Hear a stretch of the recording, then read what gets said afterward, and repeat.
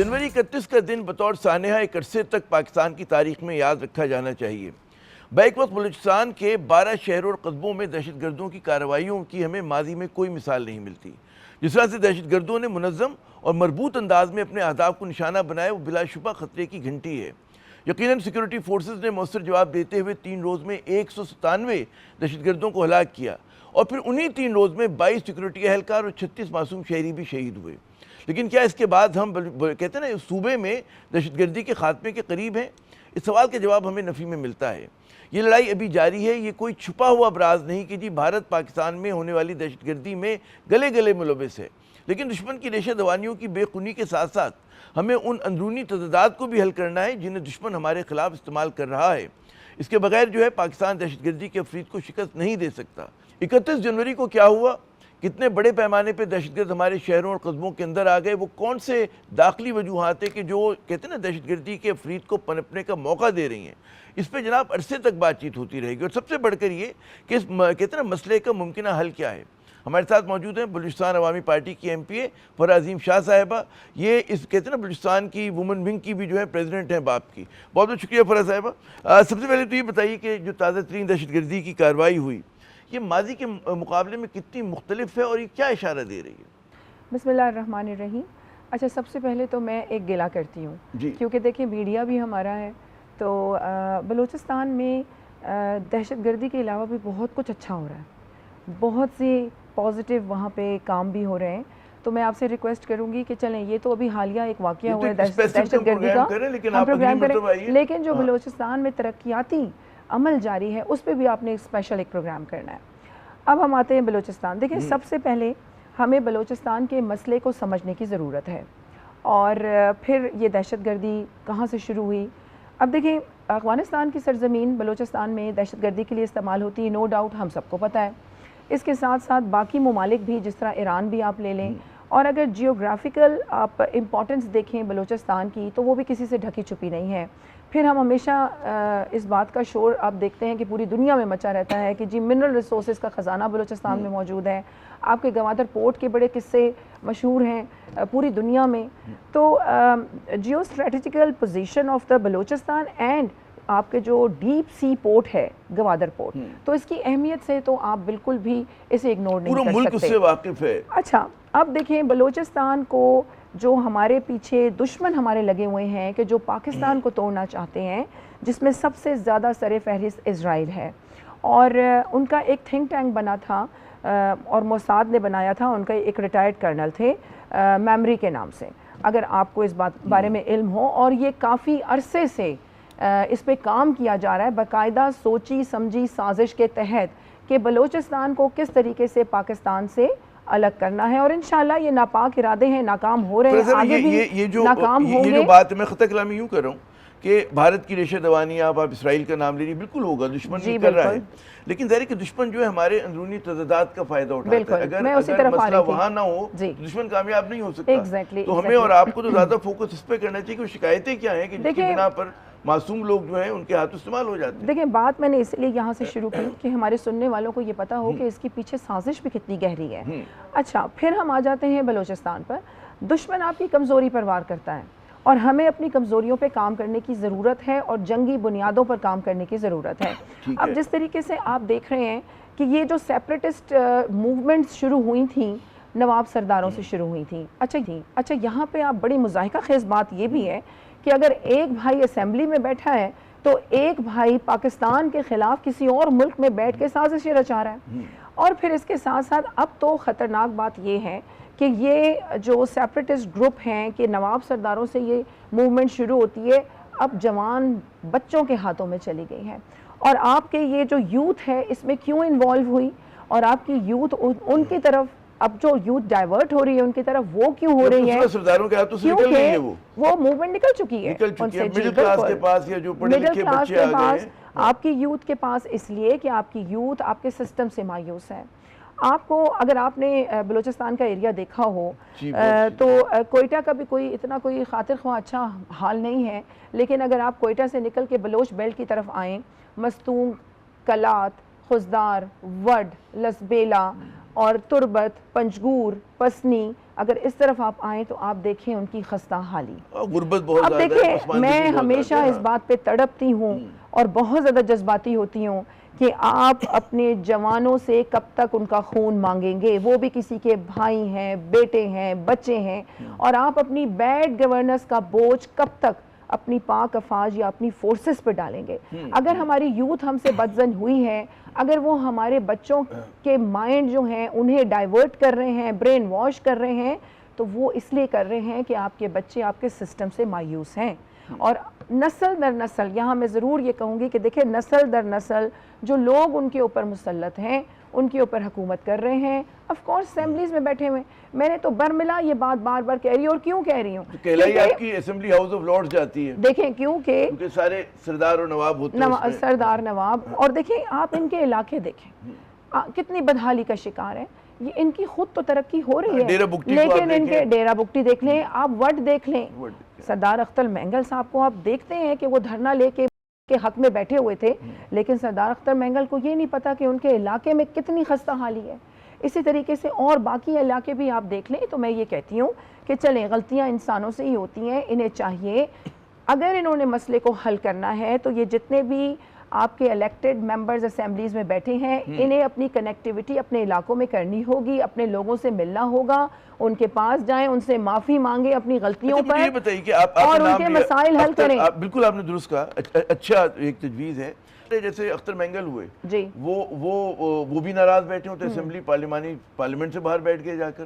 تو کیا ان کو بھی تو کسی کو منانے کی ضرورت ہے؟ ڈاکٹر مالک کے پاس بھی تو جانے کی ضرورت ہے کہ جو مرکزی دھارے کی بلوچ قوم پرست تنظیمیں ہیں وہ اپنا یہ جو بارے گرا آپ کہہ رہی ہیں وہ اٹھانے کے لیے. یہ کیا بات کرتے ہیں آپ؟ دیکھیں میری بات سنیں، یہاں پر میں ایک آپ کو بات ضرور کہوں گی کہ جب یہ سب اسمبلیز میں بیٹھتے ہیں تو یہ پاکستان زندہ باد کے نعرے لگاتے ہیں، اور جب یہ اسمبلی سے باہر ہوتے ہیں تو پھر ان کو پاکستان برا لگ رہا ہوتا ہے. اور یہ انہیں دیکھیں اختر مینگل نے تو اب استعفیٰ دے دیا ہے نا، تو اب تو وہ اسمبلی میں نہیں ہے. ڈاکٹر مالک کی جو پارٹی ہے وہ اسمبلی میں ہے، آپ کے جتنے بھی نیشنلسٹ گروپس ہیں وہ آپ کے اسمبلی میں بیٹھے ہوئے ہیں. جو آپ یہ دیکھیں کوئی سندھ سے آ کے تو بلوچستان اسمبلی میں نہیں بیٹھا ہوا، یا کوئی پنجاب سے آ کے تو بلوچستان اسمبلی میں نہیں بیٹھا ہوا. وہاں پہ اعتراض میری کئی بار بات ہوئی، ڈاکٹر مالک صاحب سے بات ہوئی، اختر مینگل صاحب سے بات ہوئی.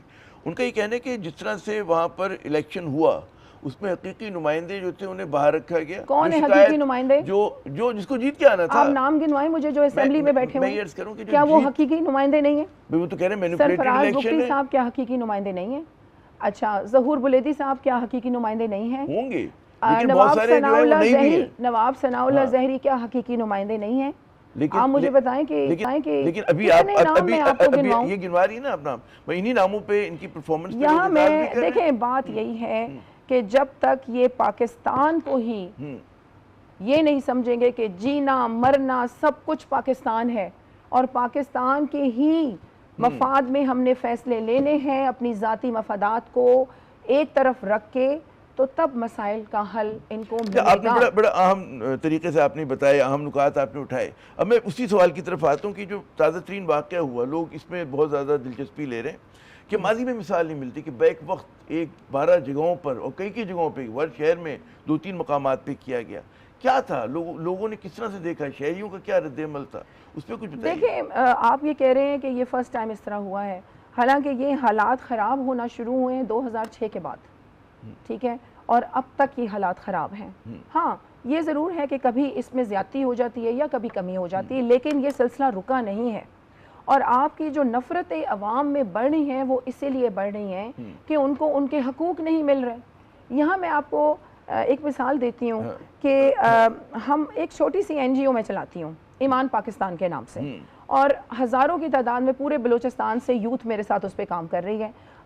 ہمیں پتہ ہے کہ جو روٹ ایشوز ہیں وہ کیا ہیں، کیونکہ دیکھیں میرا تعلق کوئی کسی نواب سردار فیملی سے تو ہے نہیں، ہم انہی لوگوں میں سے ہیں، اسی مٹی میں سے ہیں، تو ہمیں پتہ ہے کہ مسائل کیا ہیں. نو ڈاؤٹ آپ بار بار ذکر کرتے ہیں افغانستان کی سرزمین یوز ہو رہی ہے، ایران سے یوز ہو رہی ہے، اسرائیل ہمارے پیچھے پڑا ہوا ہے.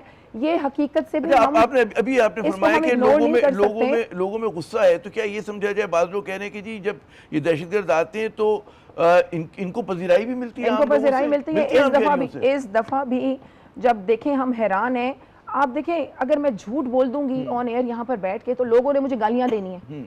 لوگ دیکھ چکے ہیں آپ کی سوشل میڈیا پہ انہوں نے اپنی ویڈیوز وائرل کی ہوئی ہیں, اپلوڈ کر دی ہیں کہ وہ دیکھیں کہ وہ کس طریقے سے آتے ہیں اور عام لوگوں کو وہ کچھ نہیں کہہ رہے, اور عام لوگ جو وہاں کے بلوچستان کے ہیں وہ انہیں اپریشیٹ کر رہے ہیں, سیلفیاں کھنچوا رہے ہیں, ان کے چہرے چومے جا رہے ہیں. یہ کیوں؟ یہ دیکھیں ہمیں اس مسئلے پر بات کرنی ہوگی اور اس کے روٹ کاز پہ ہمیں دیکھنا ہوگا کہ کیا ہے اور وہ کیا ہے. میں بتا رہی ہوں کہ آپ کا 80% جو مسئلہ ہے بلوچستان کا وہ معاشی مسئلہ. جی بالکل. آپ جب تک فائنینشیل مسئلے اپنے لوگوں کے حل نہیں کریں گے, ان کو امپاور نہیں کریں گے فائنینشلی. مجبور آباد کا علاقہ ہے پنجگور کا, اور وہاں پر 2026 میں ایمان پاکستان نے ایک چھوٹے سے گاؤں میں صاف پینے کے پانی کا پروجیکٹ لگایا ہے 2026 میں. کرخ کا علاقہ ہے خزدار کے قریب, وہاں پر ایک چھوٹا سا گاؤں ہے جس میں عورتیں اور بچے جانوروں پہ جا کے پانی لے کے آتے ہیں اپنے لیے پینے کا پانی. پانی تو زندگی ہے. اگر اس دور میں بھی بلوچستان کے علاقوں کا یہ حال ہے تو آپ کیسے کہتے ہیں کہ وہ لوگ آپ سے محبت کریں گے؟ لازمی بات ہے کہ وہ آپ کے دشمن کی سازشوں کا شکار ہوں گے. اور پھر مجھے حیرت ہوتی ہے کہ وزیر دفاع کہہ رہے ہیں کہ جی احساس محرومی کا بیانیہ بنایا جا رہا ہے. نہیں, وہاں احساس محرومی ہے. نہیں, بالکل ہے. اور احساس محرومی, اور یہ بھی آج میں یہ کہہ دوں کہ احساس محرومی اپنے لوگوں کی وجہ سے ہے. یہ میری بات کو نوٹ کریں کہ آپ کا کوئی پنجاب سے آ کے اسمبلی میں نہیں بیٹھا, آپ کا کوئی سندھ سے آ کے اسمبلی میں نہیں بیٹھا, وہی بلوچ ہیں اپنے اپنے علاقوں کو جو ریپریزنٹ کرتے ہیں. ان کو ہوش کے ناخن لینے پڑیں گے. یہ نسل در نسل آ رہے ہیں, اپنے علاقوں پہ حکومتیں کر رہے ہیں. اپنے لوگوں کو ان کو معافی مانگنی ہوگی, ان کے مسائل حل کرنے ہوں گے. اچھا مجھے ایک بات نہیں, کیونکہ وقت مختصر ہے ہمارے پاس, اس مرتبہ خواتین جو ہے خودکش حملوں میں استعمال ہوئی ہیں ماضی میں, لیکن اس مرتبہ حملوں میں تھیں, وہ بندوق اٹھا کے تھی. یہ کیا رجحان ہے؟ ابھی آپ کے پچھلے ہی ہفتے ایک نرگس نامی جو لڑکی تھی وہ اپنے گھر سے چلی گئی. اس کے گھر پہ باقاعدہ گاڑی آتی ہے, اس کو وہ لے کے چلے جاتے ہیں, پھر اس کا شوہر اس کے پیچھے جاتا ہے, اس گاڑی کو روکتا ہے تو وہ اس کو رائفل کے بٹ مار کے زخمی حالت میں چھوڑ کے چلے جاتے ہیں. وہ کہتے ہیں کہ میری عورت اس گاڑی میں ہے, تو وہ کہتے ہیں اب یہ عورت آپ کی نہیں ہے. لیکن یہاں میں یہ سو کالڈ بلوچوں کو, جو اپنے آپ کو بلوچ کہتے ہیں, ان کو میں یہ ضرور کہوں گی کہ کہاں یہ روتے تھے کہ چادر اور چار دیواری کی وائلیشن کر رہی ہیں ہماری فورسز. اب تو آپ خود ایک عزت دار بلوچ کے گھر میں گھس کے ایک عورت کو لے گئے. اب مجھے بتائیں یہ چادر اور چار دیواری کہاں گئی؟ ویسے دہشت گرد تو نہ ان کا کوئی مذہب نہیں ہوتا, اس بات پہ تو ہم ایگری کرتے ہیں. خواتین اپنی صفوں میں لے کر آپ آ رہے ہیں, کیا وجہ ہے اس میں؟ ان کی برین واشنگ کی جا رہی ہے. انہیں یہ بتایا جا رہا ہے کہ آپ دیکھ لیں وہ کیوں سسٹم سے مایوس ہیں. انہیں یہ بتایا جا رہا ہے دیکھ لیں آپ کو آپ کے حقوق نہیں مل رہے, یہ ظالم آپ کے اوپر مسلط ہیں, یہ دن بہ دن ترقی کر رہے ہیں, آپ کے علاقے بدحال ہے. بالکل یہ بیانیہ مجھے پتا چلا کہ بنایا جاتا ہے. نیشنل پارٹی کی ایک جو خودکش حملہ ہوا تھا, اس کی جو خواتین تھی وہ نیشنل پارٹی کے ان کا فیملی تھی. جی وہ لوگ حیران تھے نیشنل پارٹی والے, وہ تو یہ پولیٹکس نہیں کرتے. تو دیکھیں ہمیں اپنی کمزوریوں پر کام کرنے کی ضرورت ہے. آپ کی دشمن کی سازش اس وقت کامیاب ہوتی ہے جب آپ اپنی کمزوریوں کو نظر انداز کرتے ہیں. اور کرپشن کے ساتھ ساتھ میں یہاں ایک اور بات کو ہائی لائٹ کروں گی, نااہلی, right person for the right job. جی بالکل یہ ہونا چاہیے. یہ بتائیے کہ سیکورٹی فورسز کی کارروائیاں اپنی جگہ وہ بڑی قربانیاں بھی دے رہے ہیں, انسانی اور سیاسی سطح پہ کیا اقدامات لینے چاہیے؟ یہاں میں ایک بات ضرور بولوں گی, ہماری فورسز, میں انہیں سلام پیش کرتی ہوں. ویسے بھی ابھی ڈی گلوبلائزیشن کی طرف ہم بڑھ رہے ہیں, اور اب تو جو زیادہ ویپنائز ہوگا وہ زیادہ پاورفل ہوگا. اور الحمدللہ ہمارے JF-100 طیارے دیکھیں ہم کس طریقے سے اپنے ڈیفنس کے جو معاہدے وہ کر رہے ہیں, بڑی عزت ہو رہی ہے پاکستان کی. Credit goes to of course prime minister field marshal Syed Asim Munir. لیکن ہمیں غیر ضروری قربانیاں بھی نہیں دینی. کیوں ہمارے جوان کیوں شہادتیں دیں, غیر ضروری شہادتیں کیوں دیں؟ آپ کی بیڈ گورننس کی وجہ سے آپ کے فورسز کیوں شہید ہوں؟ درست کہہ رہی ہیں. ان سے سوال کرنا چاہیے, کیا انتظامی وہ کرنے چاہیے, میجرز کیا لینے چاہیے کہ مسئلہ حل ہو؟ کہیں پہ مذاکرات کی ضرورت ہے کہ جو بلوچ نمائندے ہیں ان سے بات چیت ہو, mainstream political party, civil society. Balochistan کا مسئلہ BYC جیسی تنظیمیں توجہ سے, پیار سے, تحمل سے حل ہوگا. آپ انہیں عزت دیں, ان کے حقوق دیں. جو دہشت گرد نہیں ہیں, جو آپ کے سسٹم سے مایوس ہو کے ان کی طرف ڈائیورٹ ہو رہے ہیں, آپ کو ان کو توجہ دینی ہوگی، پیار دینا ہوگا، ان کے حقوق انہیں دینے ہوں گے جو آپ نے قبضہ کیے ہوئے ہیں، اور وہ بھی انہی نمائندوں کے ذریعے آپ نے ان سے چھین کے ان کو دینے ہیں۔ ان کے علاقے کی بدحالی تو آپ دیکھیں کہ اگر ان کے علاقے کا ایک نمائندہ جو اسمبلی میں بیٹھا ہوا ہے وہ کھرب پتی بن رہا ہے، ان کے پاس صاف پینے کا پانی نہیں، اس کے بچے باہر پڑھ رہے ہیں، اس کے بچے کچے سکول جو ہیں وہ بھی بدحال ہیں، ننگے پیر ہیں، پھٹے پرانے اس کے کپڑے ہیں، تو آپ مجھے بتائیں وہ کب تک برداشت کریں گے؟ آخر یہ حالات ہونے تھے، اور یہ حالات بھی کنٹرول کیے جا سکتے ہیں، اب بھی دیر نہیں ہوئی۔ ہمیں اپنی کمزوریوں پہ کام کرنا ہے، اپنے لوگوں کو گلے سے لگانا ہے، اور یہ کہہ دینا کہ جی ہم 1000 سال تک یہ لڑائی لڑیں گے۔ ہم اپنے جوانوں کو، میں برملا کہتی ہوں کہ میں اپنی فورسز کے جوانوں کو اس طریقے سے غیر ضروری طریقے سے شہید ہوتے ہوئے نہیں دیکھ سکتی۔